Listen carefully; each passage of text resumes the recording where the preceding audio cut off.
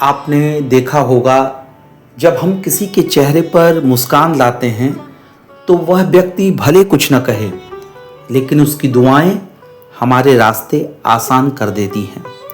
किसी की मदद की, किसी टूटे हुए मन को सहारा दिया, किसी निराश व्यक्ति में आशा जगाई, तो उसका फल छिपता नहीं, वह किसी न किसी रूप में हमारे जीवन में वापस आता है।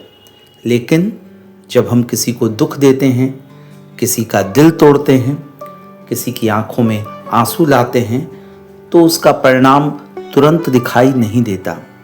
वह मौन रहता है, शांत रहता है, कुछ कहता नहीं, पर समय उसे अपने भीतर संजो कर रखता है।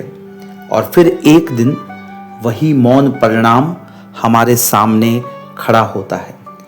तब समझ नहीं आता कि ऐसा कैसे हुआ। लेकिन अगर हम अपने भूतकाल को देखें, तब समझ आ जाएगा कि कर्म हमारे कभी नष्ट नहीं होते।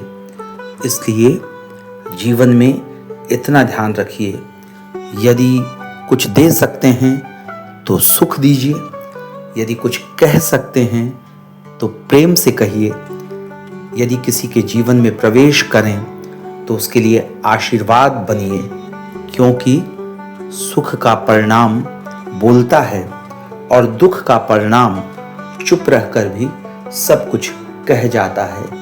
प्रेम से बोलिए, राधे राधे।